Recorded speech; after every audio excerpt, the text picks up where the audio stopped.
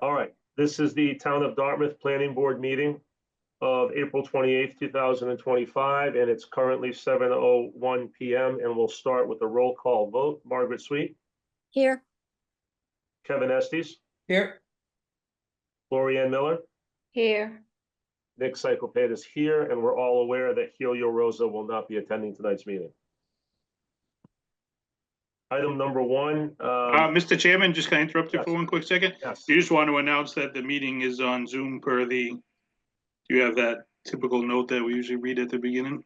Sorry about that. The note that's on the,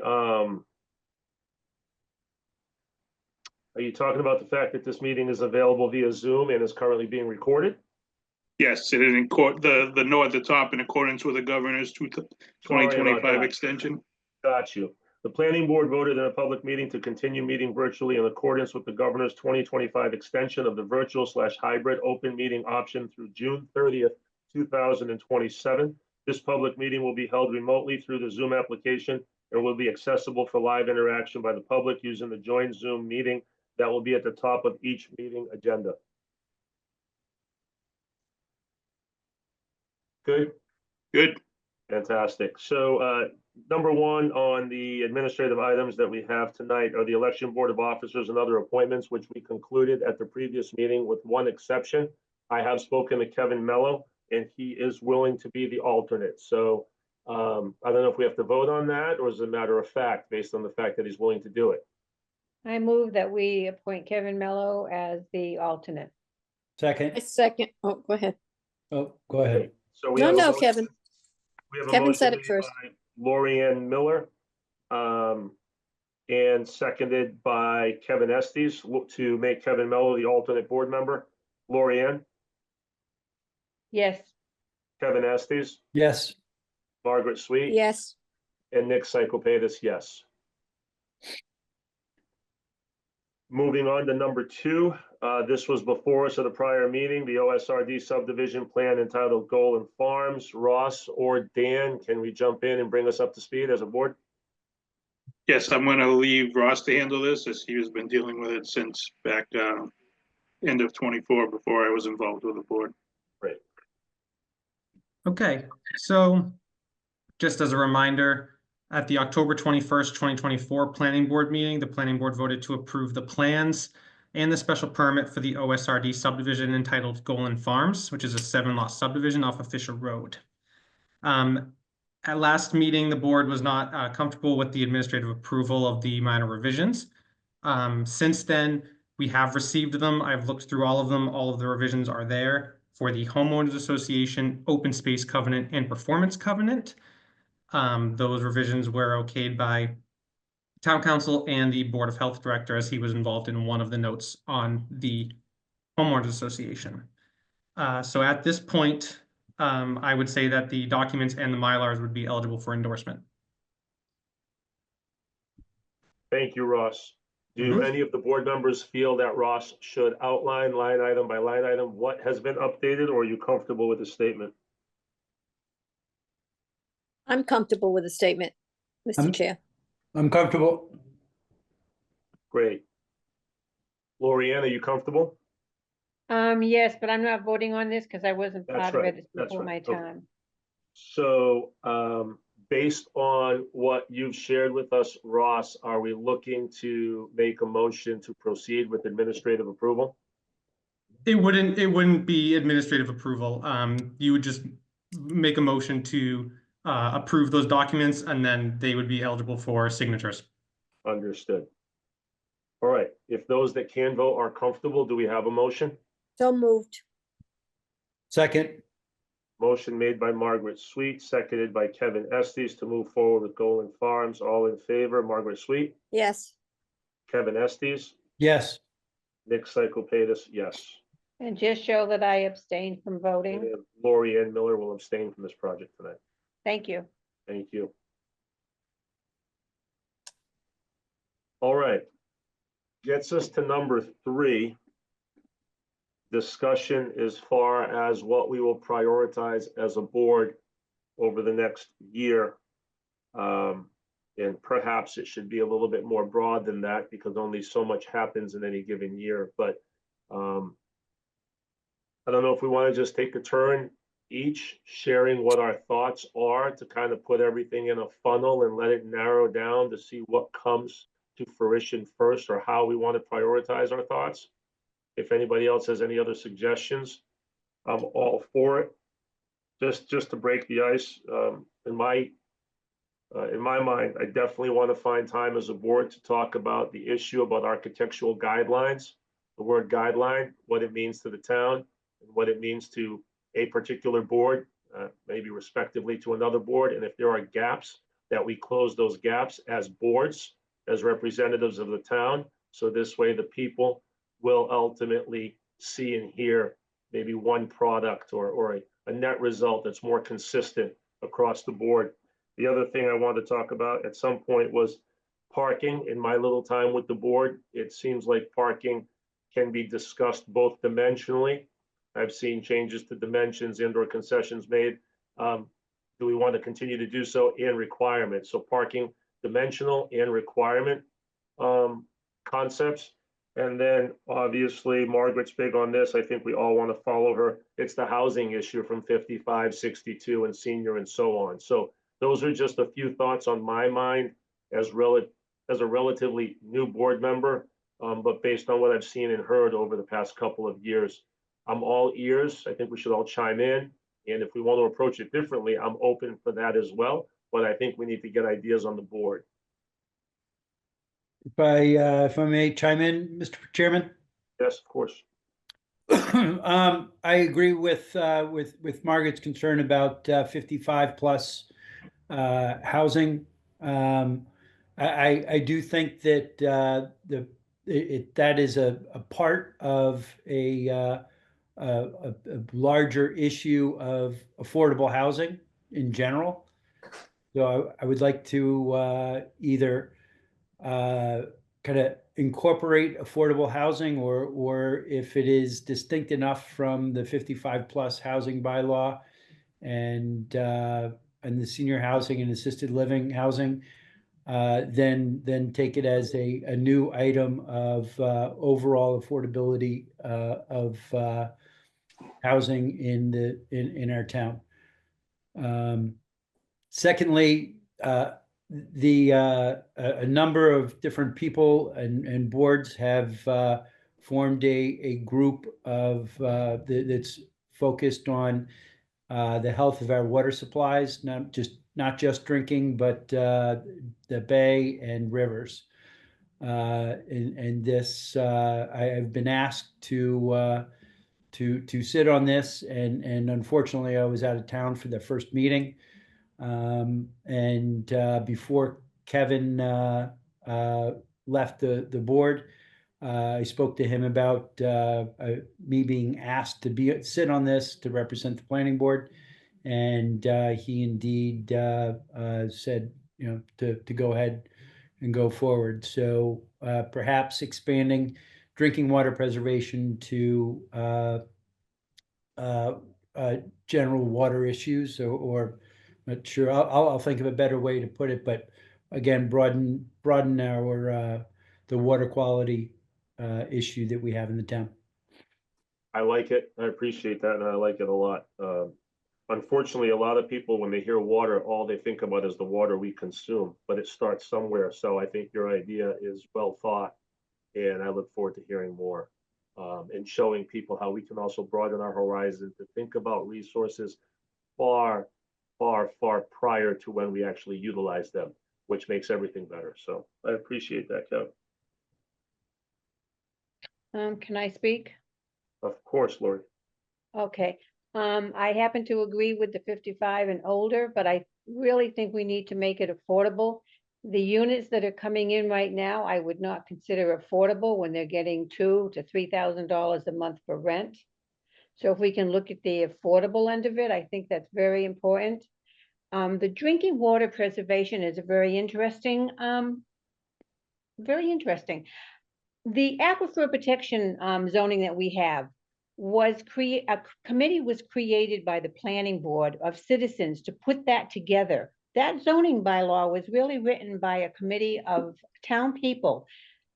So, Kevin, I think you're on a committee that would be able to do something like that and come up with possible zoning bylaws to help protect our drinking water from start to finish, because that's how the aquifer protection was done. So I think that's great. And I also agree with the architectural review, because it is a review. It's not a bylaw. I mean, it's in our bylaws, but it's a review. It's not a mandatory. And parking, I do believe we have some areas we have too much parking and in other areas we don't have enough, so I think they're great. And looking into this, my next question, have we been using our 20 hours of work that we get from Serped to do some of this stuff? Not to my knowledge. I think the last project where we utilized Serped resources was when I first came on. Mm, I do remember a log or a report of hours in my early meetings. But whatever that conclusion was or project, when that was over, it was master plan related, I think. right, it was master And plan. after that, no, we have not. I want to chime in on that. Kevin, We, yeah. we did use, the Open Space and Rec, group did use Serped for the And they open. used our 20 hours and the selectmen's 20 hours, because they give us 40 hours a year. Did they use Okay. both? I have no idea, but I did want to chime in that I know the Open Space and Rec, Great, department or board did use some. okay, great, thank you. I have no idea whether that was a contract or whether that was, part of our hours that were, that are part of the deal. Yeah, because those 40 hours are, well, they're not really free, but they're free to us because of the fee that we pay to belong every year to Serped. So I was just wondering if, I don't know when do you remember when they ask for projects? I don't, it's done yearly, but I don't remember when they ask, if it's like in June or something. Well, I don't- I'm on the housing plan now with the Serped. There's a group of us doing that, and we had our first meeting, and we're gonna have another meeting in June. So I don't know if that's part of the plan too. I mean, I can find out. Hmm. Either that, or is it something that Ross could look into? Sure. Lori, ultimately, would you like to know how many available hours we have in this calendar year? Is that a starting point? Yes, I think that would be great. Ross, is that something that you could look into? Yeah, I'm sure I could track that down. And Lori, just so I stand correct, you mentioned that we get 20 hours. Did you say the select board also gets 20 hours? It's per board? Yes, it's 20 hours per board. And in the past, the selectmen have given us their 20 hours, so we would have 40, and we've given them our 20 hours, we could have 40. So some of the bigger projects could be, something that we both agreed on could be done. I'm trying to remember what some of them were. There were so many of them, I don't remember. But each board gets 20, and like I said, in the past, we've combined that to make 40 for a project. That's great to know. Yes, and then, and Kevin, you know how much information Serped has, and it's absolutely enormous how much information they have on every single town in our region. So they can get the work done faster. Sure. Margaret, did you want to share anything as far as priority? No, I just want to stick to my housing, affordable housing for people over 55. I think it's imperative that these elderly people, of which I am one, if they want to leave their homes, to stay in the town of Dartmouth, where they've grown up and lived and worked. And it's very important to me. That's something that I think all of us agree on. For sure. What are, if I may ask, what are some ideas of affordable housing when we know what Claremont has done on Dartmouth Street and what else he's putting up now? when we know what some of the 40Bs have done to the town, not only what they've offered, but what their price point is, when we also know some of the projects that almost came to fruition, i.e. Hawthorne Country Club, where you would see a single or a duplex, one of the plans, but you're talking $700,000, $800,000, $900,000 when that was in front of us, the Right. proposed cost. And now you have 2-bedroom, 2-bath townhomes on the larger size, maybe 21, 23, 2,400 square feet, but they're going for 1,199 and 1,299, i.e. the Bay Club. I know that, but they're not going to be 50% less on a South Dartmouth footprint. So what are examples of affordable housing that we as a board want to project to one another and or look to basically facilitate? You know, what are we really talking about? Well, Well, go ahead. Laurie and I had a conversation a while ago, Laurie, and she informed me of something that I wasn't aware of because I don't think I was on the board then, but it had been an idea. And when these projects, these large projects come into town, and subdivisions come into town, Laurie had a good idea. Laurie, how did that end up? Nobody wanted to do that, right? Where you made a certain percentage, a certain Yeah, at the percentage of time, it. they didn't want to do it. The idea was that when these developers come into town and for every so many homes they build, they have to build one affordable unit. And you can take a guess at what the number would be. So let's say for every 10 homes they build, we'll give you one extra lot and you have to make it affordable. That was one way of helping us get affordable housing, but not. The problem in some areas with affordable housing is that it's all clumped together. And affordable housing should be dispersed through a subdivision. If you talk to your builders will tell you the outside of the house is going to look exactly the same. The only difference is going to be, it's going to be a cheaper rug, a cheaper refrigerator, etc. The bathroom will have cheaper cheaper bathtub, etc. And this is something that they do out on the islands. And if they can do it on the islands, why can't we do it in Dartmouth? You know, and it's well- not just with one subdivision. If Mr. Smith comes in and he's going to put in 5 houses in the north and 5 houses in the south, that's 10 houses. One of them is going to have to be affordable. So it's accumulative. Well, I was thinking too of over 55, let's say the next apartment complex that comes in, or duplex that comes in. Yeah. Now that has to be not affordable, but they have to do something for someone over 55. That is affordable. It's my understanding that the developers don't like to do over 55 affordable housing, like 40Bs, because there's not enough money in there.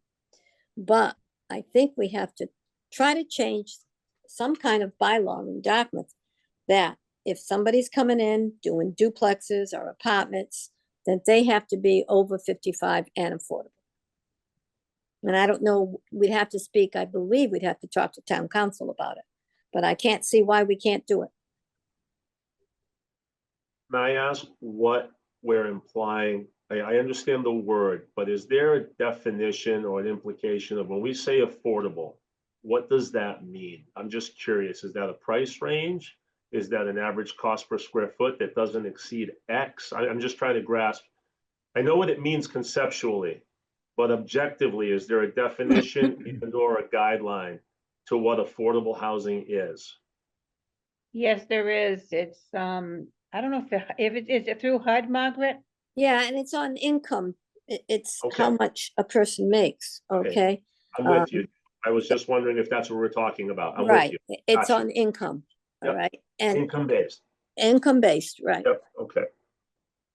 Can you describe that a little more deeply? I'm like, for instance, if I'm earning X and somebody else is earning 2X, or is like Well, where? I don't know the exact guidelines because Okay. I can't remember, okay? But let's just say the medium income in Dartmouth is, let's say it's $120,000, all right? And that housing for affordable might start at 80 or 60. See, people have the wrong impression of affordable housing. because they think affordable housing is for people that can't afford anything. Usually, a lot of the people in affordable housing are teachers, firemen, first-time buyers, because they're not making the right income. But when you take that into elderly, that's what we've got to try to change. We've got to try to get affordable housing for the elderly. And most elderly people aren't making $80,000 a year, okay? The median, and I don't know that figure, Kevin, okay? Okay. That's what I'm trying to do and try to get to, because, you know, I think it's important that these people, and then what that does is it frees up their house. You know, they'll stay in Dartmouth, they'll put their house for sale, and a young family will probably buy it, because most of the people that are gonna go into affordable elderly housing are not living in $1 million homes, Kevin, okay? They're living in homes that maybe cost 500, 600,000 today. So that is something that is agreeable to a first-time home buyer. They can afford that. So that's what I really want to work on, and I need help to do that. So if you're making less than, in this particular case, $80,000, Yeah, you What- qualify. you qualify, but now if the average price of a home in a development is let's say $600,000, what would an affordable house be in that development? Like how would we define affordable? Well, I think what would happen is that you would have to, let's say it's $600,000, and the developer may have to make that affordable at a difference of 25%. But Yeah. also with that comes on a tag, so that that house always stays affordable. So the next person that buys it at an affordable price. Got it. You can't go to market rate when you have an affordable home. I Okay. want to share something. You answered that, my next question already. I want to share, according to the U.S. Department of Housing and Urban Development, affordable housing is where the occupant pays no more than 30% of their gross income for housing costs, including utilities. So I'm assuming that that's the standard, correct? And that we're looking to make housing available based on that definition? Well, I'm looking to make housing available for the elderly, okay? Yeah. Which might have a different definition. So I'm gonna start working on Yeah, that we'll now look that into we've it. done, yeah, because that's for a family. But I'd like to know if you have a couple that are 60, 75 years old and they want to go into affordable housing, what is that number? And I've never seen that number, so I'm gonna have to, maybe Serped would know. I think it's always going to be income based, though. It's an income-based calculation, Yes, it's always income based, always, because always. each household's gross income is different. Right. So then my question is, part of my learning curve, is this affordable housing separate? And I'm asking all of you in case you know, is this affordable housing discussion separate and distinct from a 40B? Yes, It is, okay, to me, yes. okay. You can, Alright. you can have something written into the over 55 special permit where there's certain stipulations for Right. income. But that has to get through town meeting, so it has to be presented in a way that you're gonna get 2/3 of town meeting to vote for it. Right. Which I kind of think, Dan, that they would, okay, because I mean, if the percentage of people over 60 in Dartmouth is quite high. Oh, yeah, and going up. That's right. So I kind of think they would. I also Yeah, I would- think that this is a generally recognized issue, that Yes, regardless of your age, I think that everybody's concerned about affordable housing at every age, and I agree with you in particular. Those that are just starting out, as well as how are people going to stay here affordably right. when they've reached the a later section of life. It's definitely a twofold problem. It's the over 55 crowd, and it's also the younger crowd. you see the demographics for young people coming into town to live in town. The school age children has gone down dramatically. So we're kind of fighting it on both ends of the spectrum. The state is pushing for different regulations to come into play to try to help with some of these causes.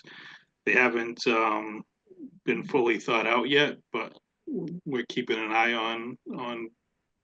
on different potential programs as they come in. And we did, well, I mentioned during the housing production plan with Serped and one of the plans that might be coming in, but that's for the younger home. That's the starter home community. So Right. these are some of the things, and there's different incentives. There's benefits to the town to coming up for these overlay districts.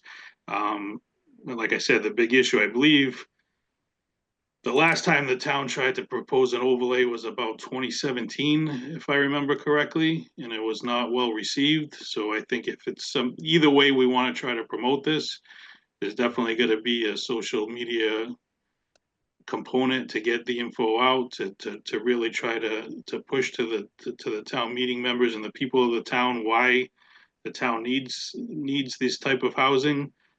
So any way we want to push this, we really got to put some time in through workshops, through outreach programs to explain to the citizens of the town why these are important. Dan, I have a question for you. If the town of Dartmouth owns property that we could use for housing, land, buildings, not buildings so much, but land, that would really save a cost. And if it's the town owned, they can have it, like Right. even for 40B, it's 25%. If it's town owned, you could make Whatever. it 50%, Right. 100%. Because the town owns it.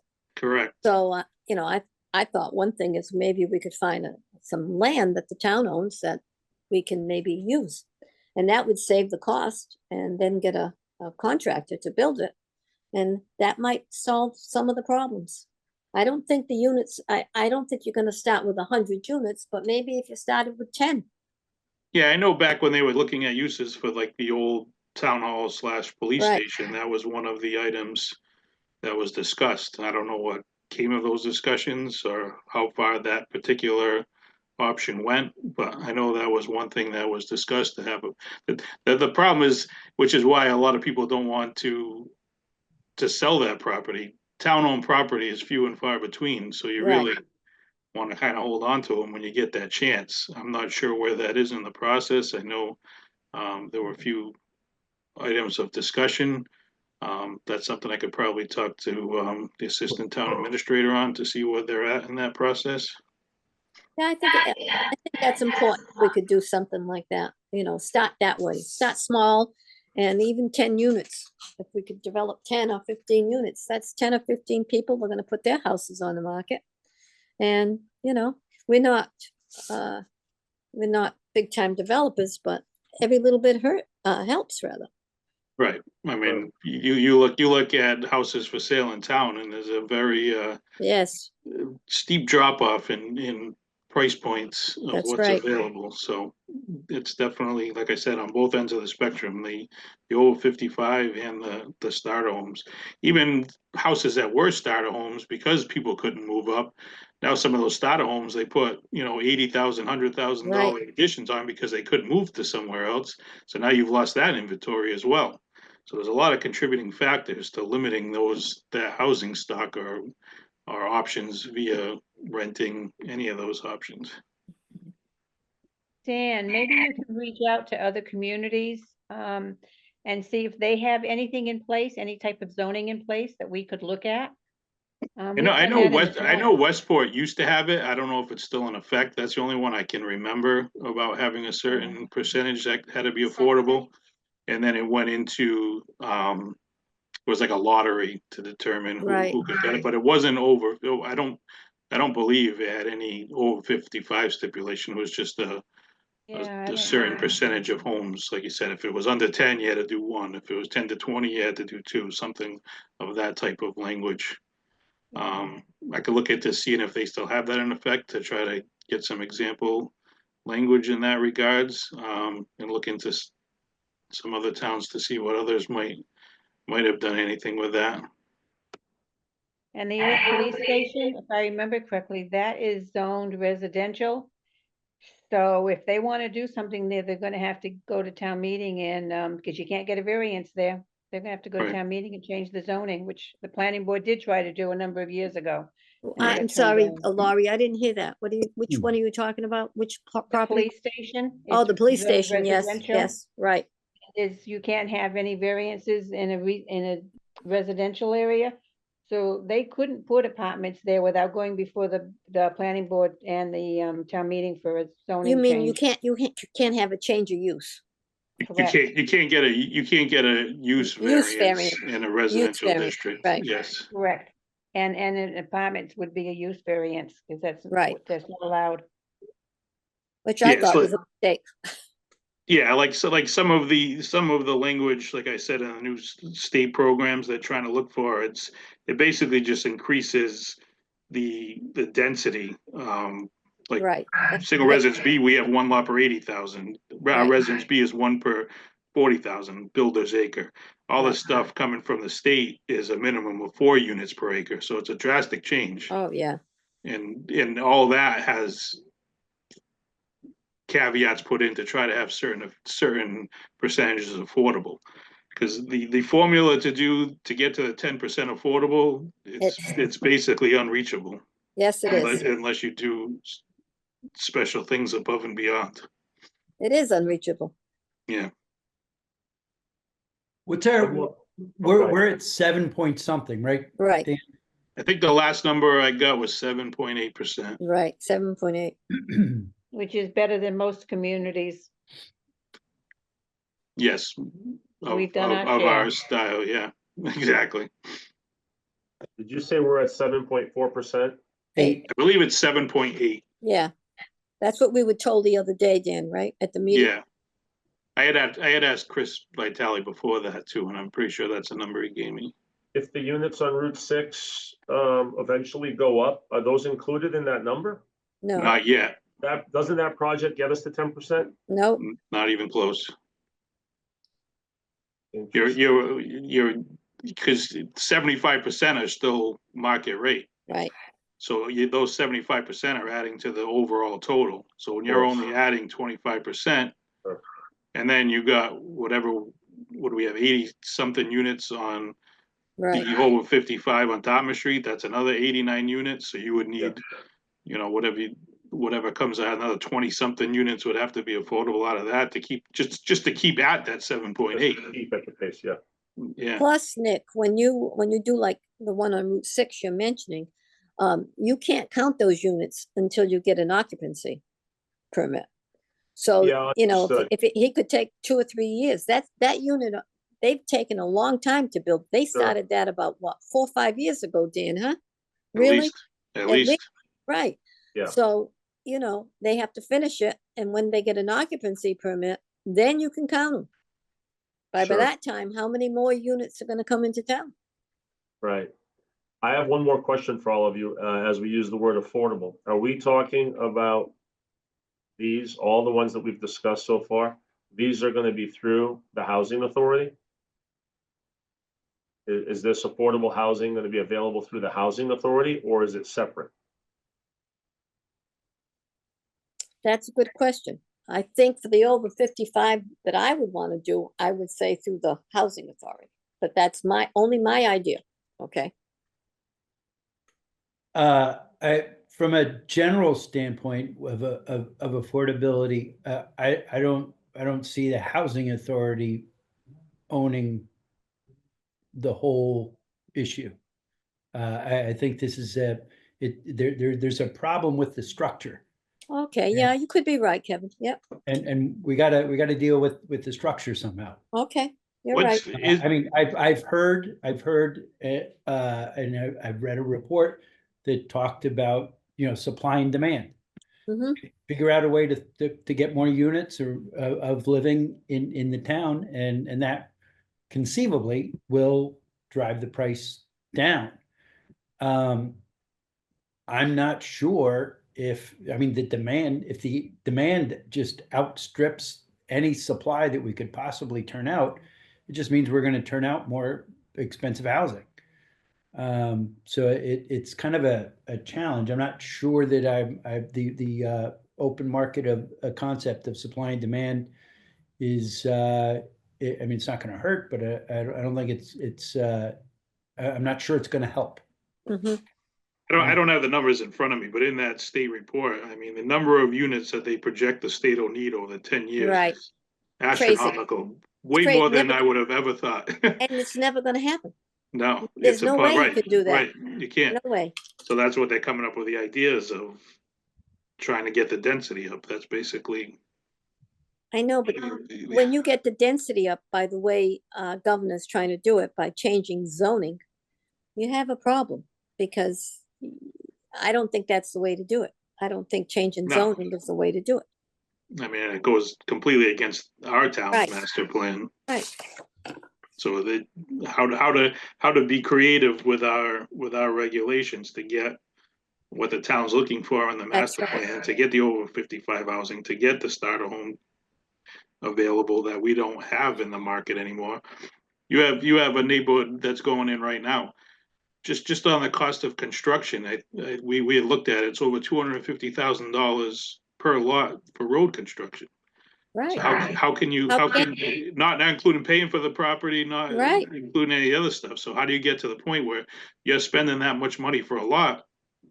You're not gonna put 1,000 square foot house, starter home style house on that. You just can't make the financials work. Have we, is there a way to find out if anybody has, since it was passed as right, is there a way to find out if anybody has put forth plans for an accessory dwelling unit? Yeah, just ask the building commissioner. Yeah, I've spoken to him probably at least on a weekly basis, asking about that process, because I'm obviously very curious to see what it's been.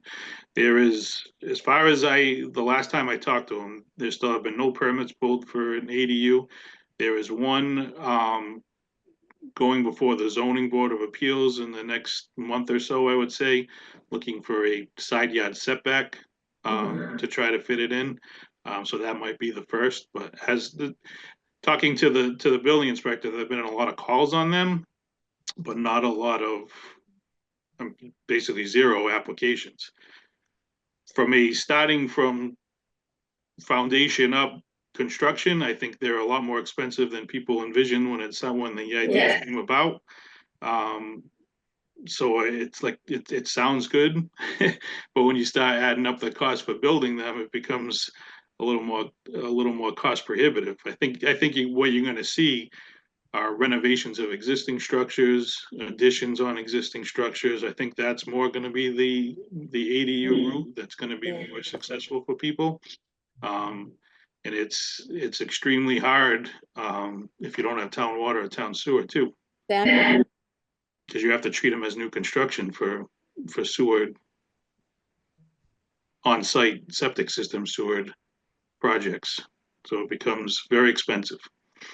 You can't, someone told me you could section off if you have the room, part of your septic system. In other words, if you had a system that was for a 4-bedroom and you only had a 3, someone told me that you could section that one, section a septic system off, and I don't know how you would do that. I didn't understand. And you need 2 compartment septic tanks, which most people don't have. Right, currently so that's how existing. you would do it? So you either have to have put in, remove and replace, or put in another tank to have 2 tanks in series. Okay, that's how you do it. You All still, right. you'd have to, if it was done under a repair for an existing dwelling, you have to come into full compliance, so you wouldn't be able to get any of the waivers that you would got for Okay. repair.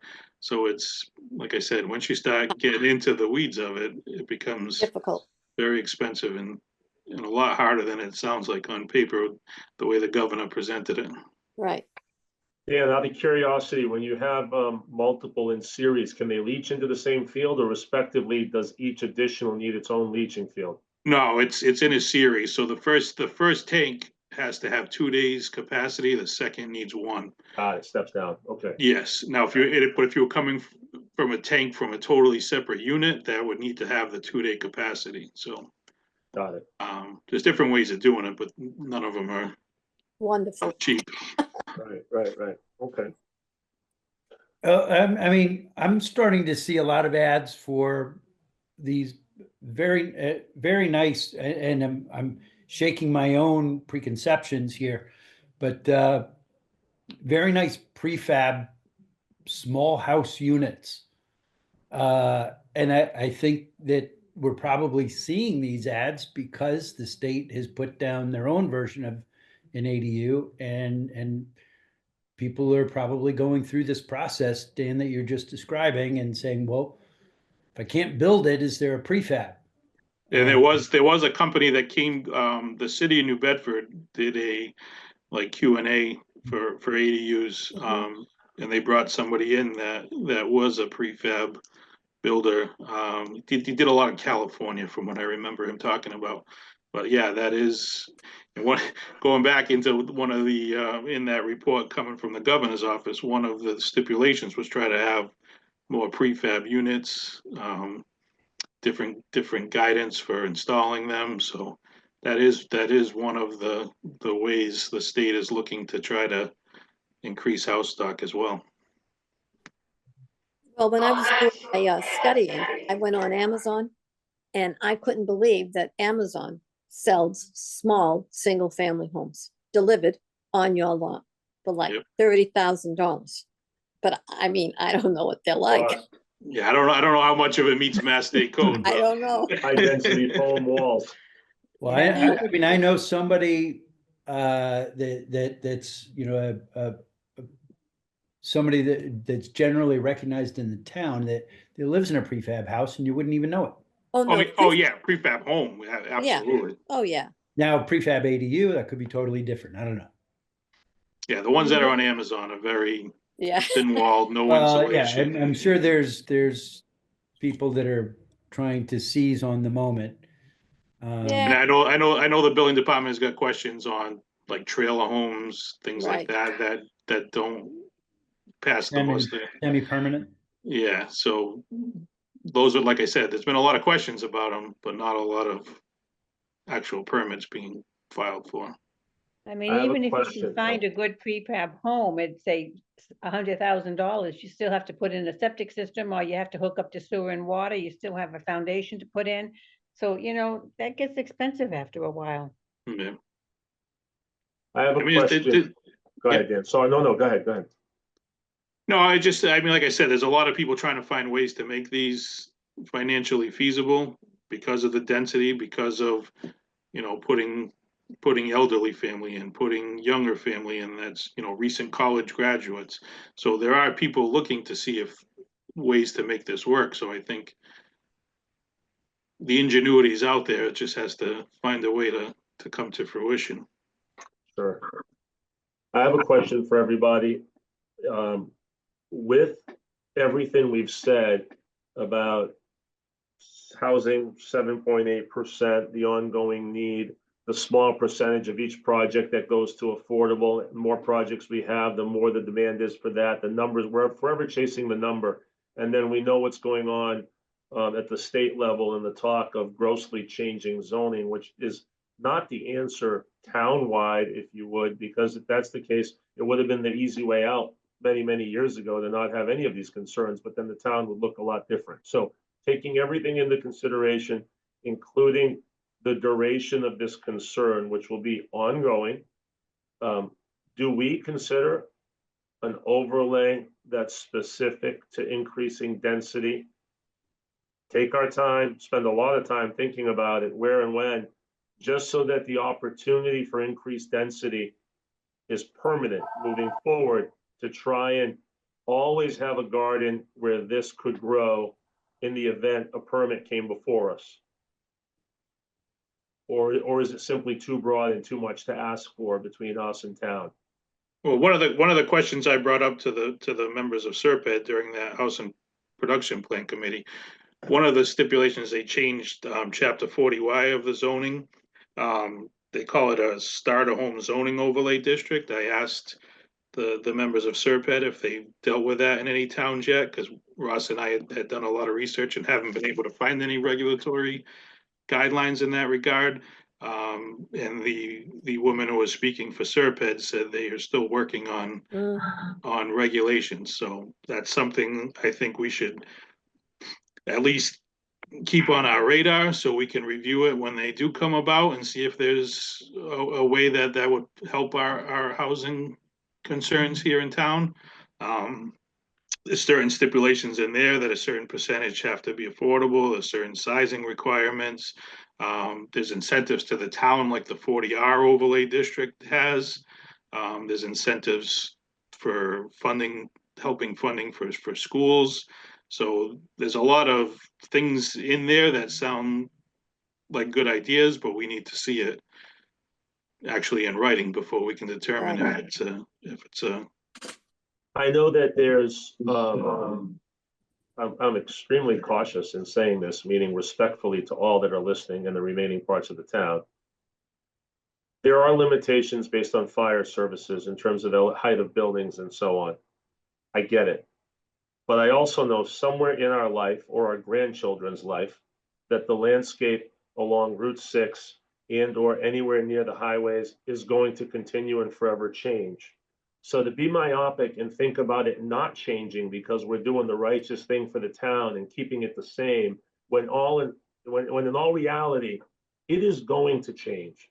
So over time, right? I'm not talking about 5 or 10 years. My point is, if we can come up with an overlay district, density overlay, an increase in density overlay that parallels Route 6 within X hundred feet, north and south, as it goes east and west, we might be able to create density opportunities that don't exist now, that will be consistent with the future many years from now, except they'll be there 30, 40, and 50 years sooner. I'm getting at the fact that eventually there will be a 6, 7, or 8-story building on Route 6 somewhere. So maybe we should broaden our minds a little bit and think about what may come down the road.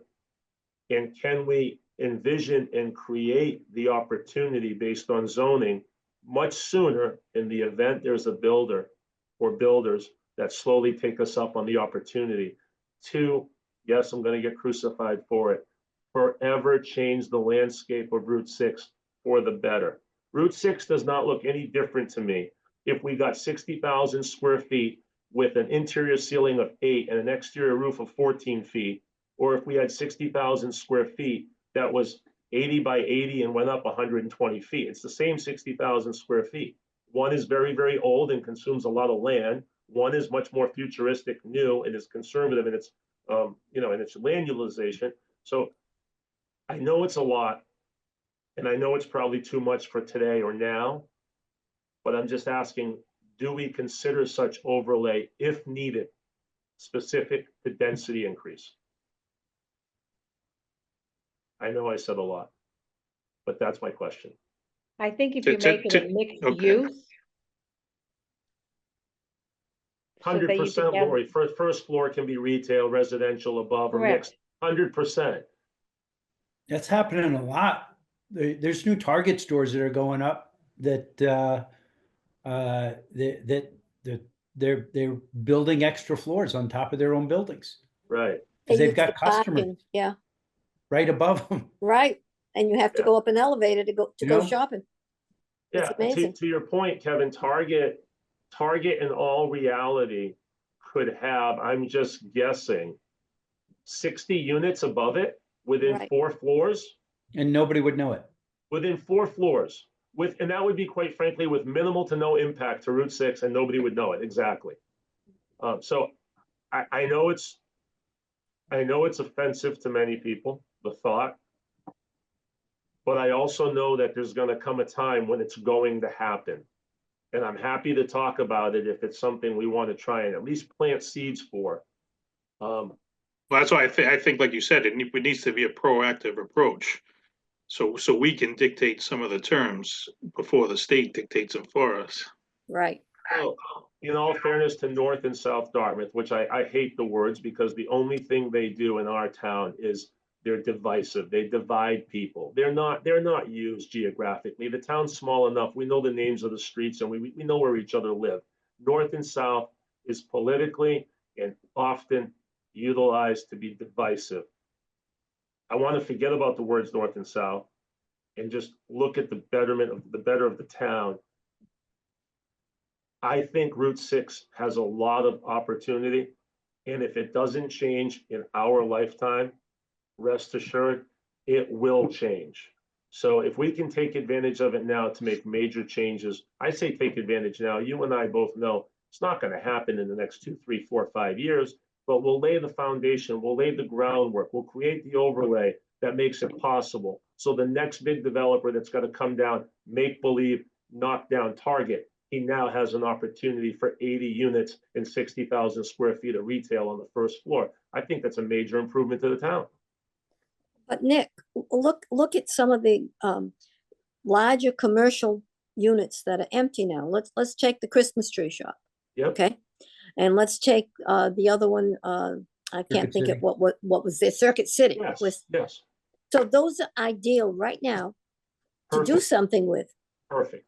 okay? And we don't have to wait. All we have to do is get a change of use. And we can, because it's commercial. Sure. And we could put residential over 55 in there. Now, a lot of people, elderly people would love that. The bus stops there, they could go Grocery shopping, they stores could, there, the yes. malls there, yes. So we have units in this town right now that maybe we could do something with. I like it. Yeah, I like it a lot. So we just gotta find out how to do it. And I want to make a statement that is important to me, to everyone, to the board, and to the town. I recognize the need to preserve what we can and when we can, so the town maintains its nature and a lot of its characteristics. But I don't think Route 6 is this well orchestrated, architecturally bright thoroughfare of commerce. It's just what's happened over the past 40 years, one piece at a time. There's plenty of opportunity for us to focus and improve what Route 6 will become.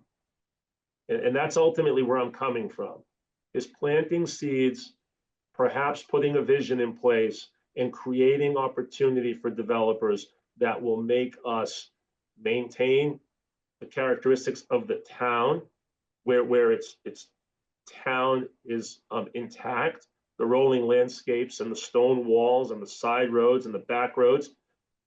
Don't take this the wrong way. There's nothing about Route 6 that says town to me.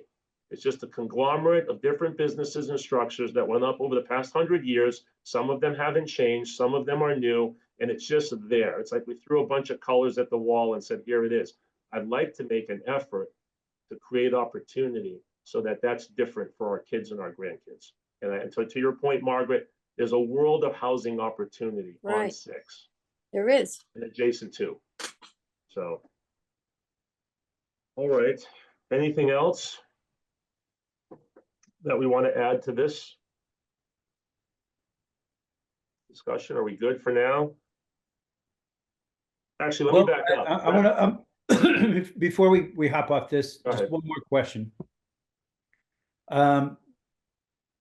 Does it make sense to treat cost of housing overall separately from 55 plus? Or should we kind of look at this as two separate issues? They're the same concept, but I'm just trying to think, do we kind of, if we're gonna bullet point what we're doing and what our concerns are, do we treat these separately or do we treat these as two separate issues, one issue? Kevin, forgive me. When you say these two, what do you mean in particular? Are you talking about cost of housing versus affordable housing? Affordable housing, affordability of housing, Or and the 55 plus that we already have, that we've already committed to, rightfully so, as a very important topic.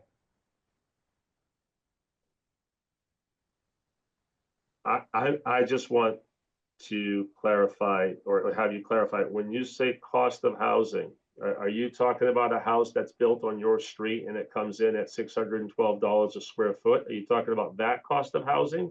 Or are you talking about cost of housing that might be in a particular designation or program through the town? I think that both affect the other.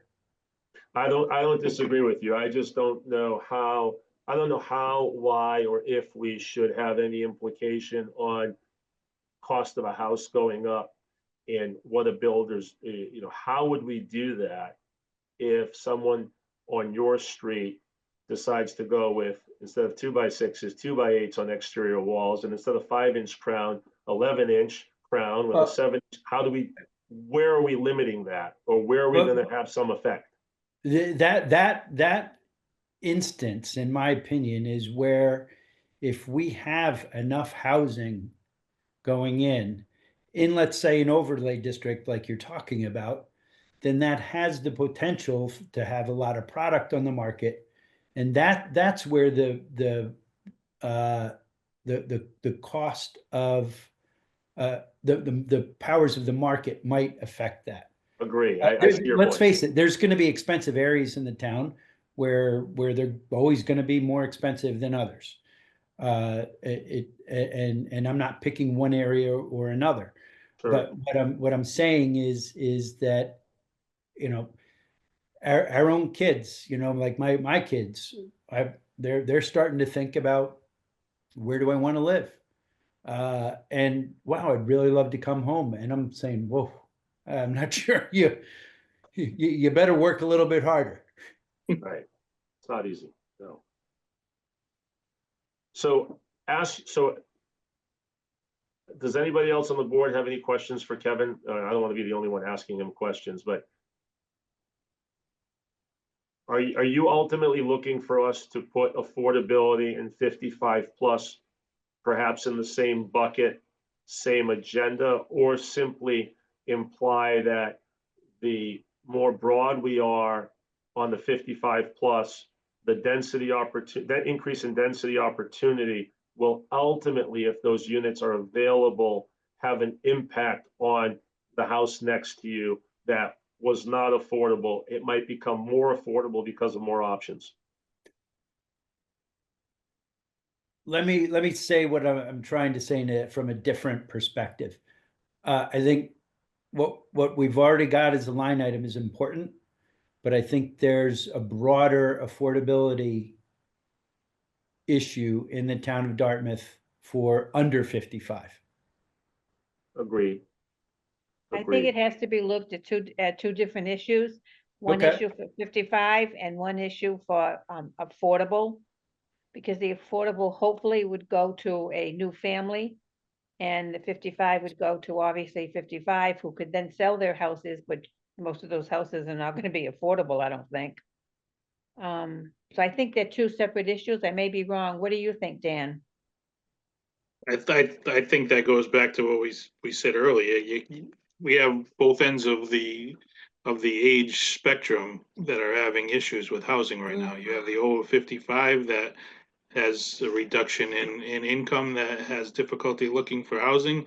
And then you also have even the young 30s-year-old with starting a family. I look back, I mean, I'm one generation removed from that, and I look back to what I paid for my house compared to what's there now, and it's not even in the same stratosphere for So would we look at it as two different issues then? One issue for affordable and one issue for 55 plus affordable? Yeah, I would say so. I think so. Yeah. Does that answer your question, Kevin? It answers my question, but I'd like to make sure we have consensus on the board that's a good tack to take. I'll And it's- speak on behalf of myself. I think it is, because I think if we have to present, and no pun intended, if we have to sell it to an individual or to a group of people, we will be more concise, having two different platforms with their own definition, their purpose, and their intent, and decrease the likelihood of contest and or, an argument against when we're trying to fight two battles in Right. one arena. So I like it separate if everyone else is okay with it. I do. agree. I was gonna ask something, but maybe not. Oh, yeah, so my question was gonna be, before we move on, how do we maintain this traction? Because I feel like tonight's discussion's been very, very good. So is Ross going to have on the following agenda of what we've broken down under our priority discussion? What do we want to include on the next agenda? Is it 2 line items, 55 plus and affordable? And should they be on every agenda? So each meeting, we're contributing some time, chipping away at this.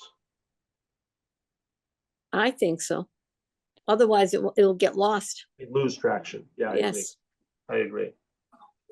So as a board, do we feel comfortable with Ross? Ross, let me ask you actually, are you comfortable with each of our agendas, including items of priority? And keeping it somewhat concise so we actually make progress each time, but you like the idea of them being on the agenda? Yeah. Yeah, I can do that. I can add it to each agenda. I already have them pre-made throughout the rest of the year, so I can just add it to each one. And if the board feels like they've kind of covered everything that they were going to cover on one, then I can just move on to the next one on the priority list. We can take it from there. Yeah, that's fine. Or we definitely want to, I think we want to chronicle and log to some extent the progress and or the language from meeting to meeting so that we're not going backwards. But I think the 55 plus is a line item. I think affordable housing is another item. And although slightly premature, because we just broke the ice tonight really about talking about increased density at the state level and how significant that is compared to what we're doing in town, but maybe density overlay discussion should be something that we expand upon. No problem. As a board, are we good with those 3 items? Yes. Yeah, And I don't want to lose sight. I definitely don't want to lose sight, and I am aware of open meeting laws to some degree.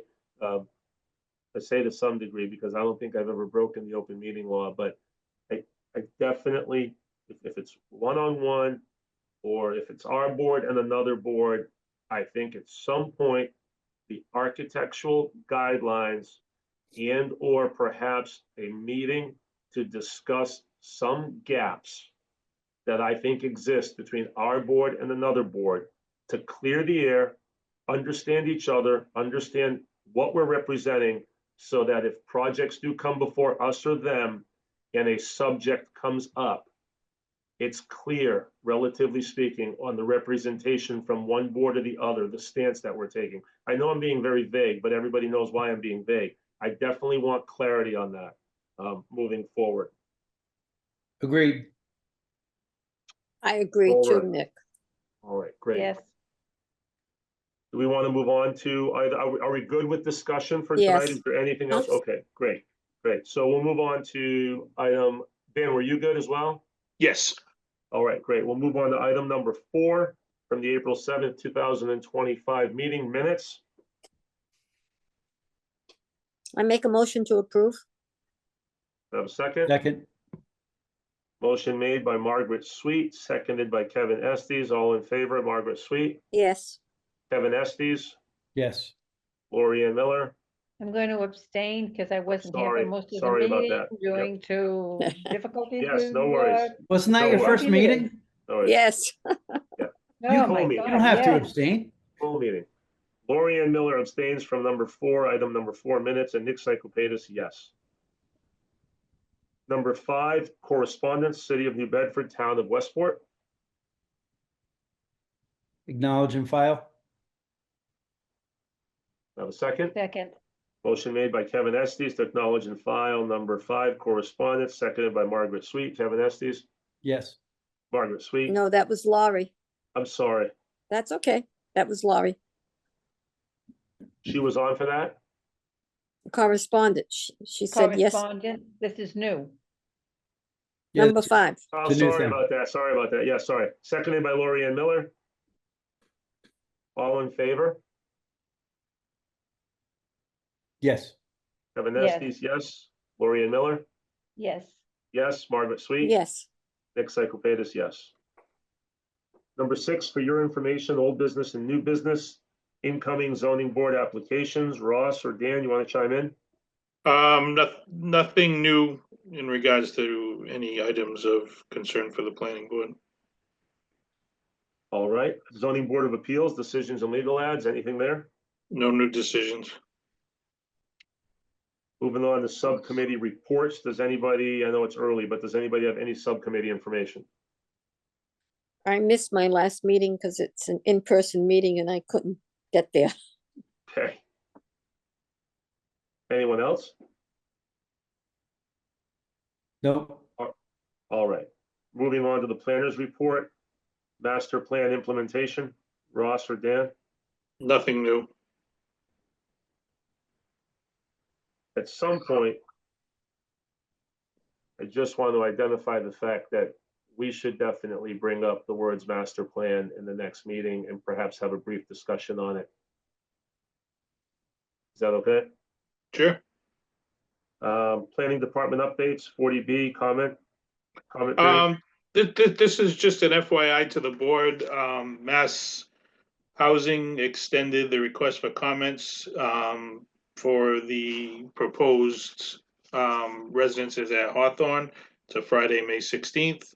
So if any of the board members would like to give me comments, and I can forward them to the selectman's office to include in the town's packet for comments to Mass Housing.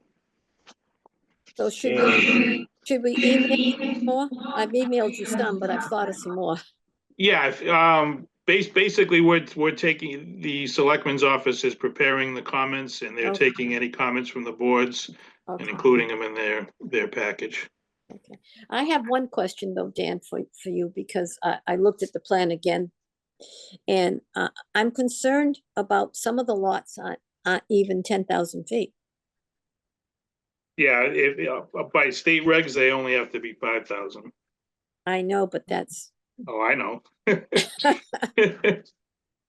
I mean, I blew it up and because I didn't get plans and I said, oh my God, these, because we had a couple of those small lots in Lincoln Park when that went in. But this, Yeah, again, if you look closely at that, I mean, some of yes, the proposed residences are going through property lines. So it's a really rough sketch at this stage of the game. okay, This is really just for comments to All right. Mass Housings for their review to determine if it meets the criteria. The actual review will come later. One other question though I have is about sewer. That's a lot of units. When the Toll Brothers wanted to go there, everybody was up in arms and they were gonna put 66 units in there. And they were gonna put their own septic system, sewer Correct. system. So I don't know how 147 houses are gonna tie in. That's gonna be tough. Yep, it's definitely concerns for actually both 40Bs that Right. the DPW will be commenting on as part of their questions to go to Mass Housing. I have a question on the drainage. I don't see how the house at the bottom of this is gonna be flooded 24/7. I mean. if Yeah, you saw the- like I said, there's no construction standards here. Oh. That'll be another opportunity for review by the town. This is strictly just Mass Housing having comments back to try to prep the town for when it goes for the comprehensive permit for the zoning board. Are they considering the affordable housing part of it, those duplexes? No, it has to be equal distribution, so it would be a certain percentage of those and a certain percentage of the single families. Okay, If I remember correctly, that's borders the Aquifer Overlay District. Is that correct? It's close. I don't know if they showed it on the plans. I know It's real close. it's real close because next door, the new houses that were built at the bottom of the hill, those were in it. I don't know if exactly where it is because they don't have the line on the plan. It might be on the parcel that was donated as conservation land, but obviously that'll be, but again, One way or another, the aquifer district bylaws go away when it comes to 40B anyway. What do you Everything, mean? What do you everything mean goes go away? away. The way, They don't have, Everything they don't goes have to away. be, they don't have to be in compliance with the, Nope. with the zoning bylaw regulations. Nope. no. They can avoid everything that the aquifer protection is about. They can request waivers from all of it, yes.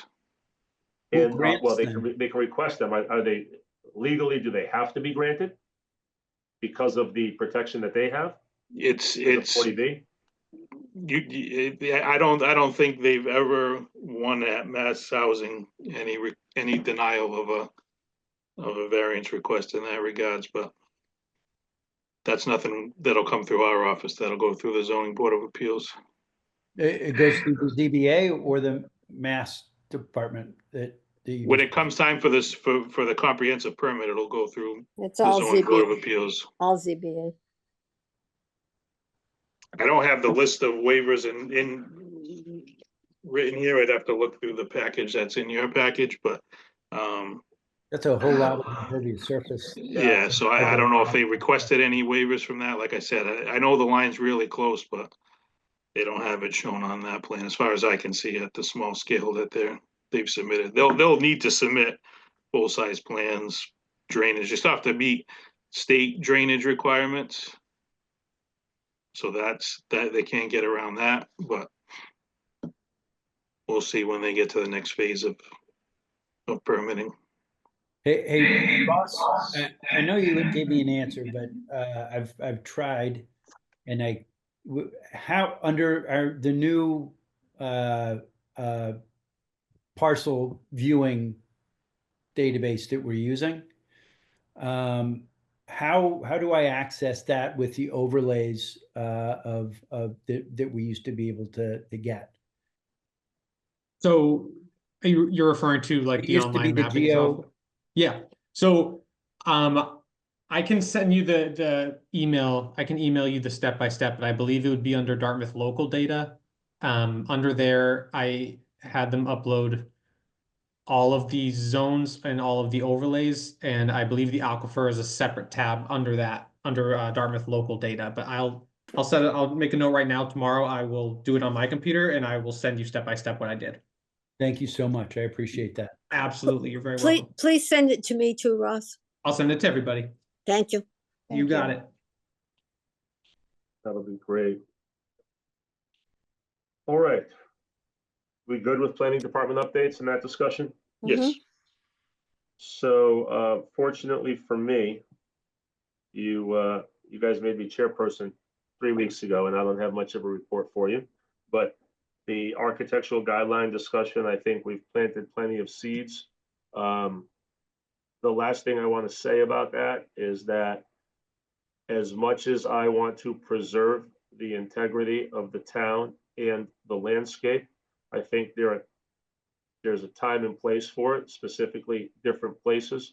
But there are also places and times where consideration needs to be considered or made. And again, that's the Route 6 corridor for me. And with that said, I'm gonna have a hard time making a statement or a motion to alter a national brand that's trying to put a footprint on or near Route 6 if it's within reason, and or especially if we come up with an overlay that includes some of that language. So I'm just sharing my sentiment, so there's no hidden agenda. I'm not sure that taking a building that's proposed to us and putting a cupola on it with a striped bass makes it all that much more conforming and changes everything that it does as far as traffic, retail sales, etc. I just want to be reasonable. I try in my day-to-day life to employ the word reasonable. And I think if we can be reasonable throughout the town, even the people that don't like our decision or an outcome of a meeting or a vote, if they to some degree can sit back, maybe when the meeting's over, and look themselves in the mirror and say, you know what, though, they heard me out. I understand they're being somewhat reasonable. Then we did a good job for the town, east, west, north, or south. So That's my chairperson's report as it begins to paint a picture of my opinion against architectural guidelines. Nick, can I say something? Sure. That's exactly what they are. They're guidelines. There's nothing written in stone here. They're strictly guidelines. Yes, if you come in and you have a building and you say, gee, I like A over B, and this is why, we have the right to vote as we wish, because they're strictly guidelines. Sure. Am I misreading that, Dan? No, in the bylaw, it just references to be reviewed for architectural guidelines. And that can be changed by the board if the board so chooses to revise those at any time. That's not something that has to go back to town meeting. It does have language that architectural design should be compatible with the character and scale of buildings in the neighborhood. So that gives a lot of leeway too, to Mhm. where you're placing said structure and what are the abutting buildings. So there is a lot of leeway for the board to make interpretation on architectural guidelines. That's very, very helpful. And I know that we're gonna spend a lot of time on this subject. I just want to make the point that the general exterior architecture and finish of Target, Walmart, the mall, Kohl's, Home Depot, and Lowe's, they're not all that complicated.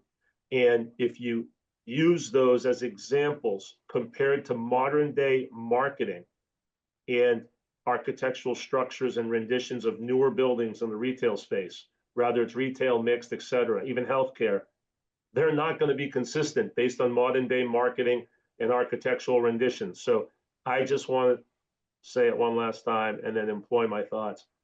I want to have an open mind.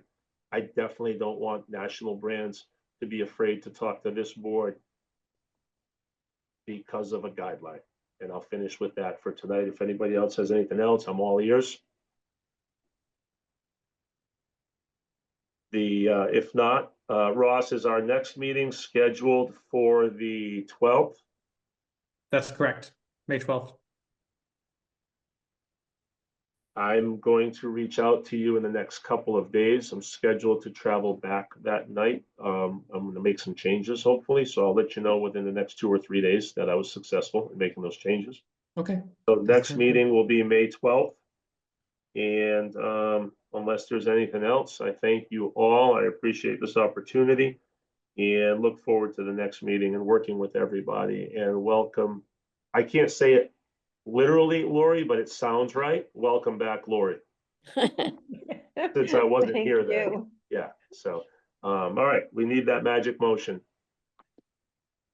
Motion to adjourn. Second, Second, motion made to adjourn by Kevin Estes, second by Lori Ann Miller. Kevin Estes, Yes.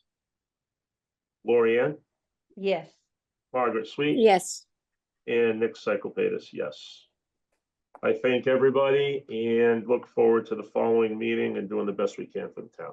Good night. Good night. Night, everybody. everyone. Good night, everyone. Thanks. Good night. Bye-bye.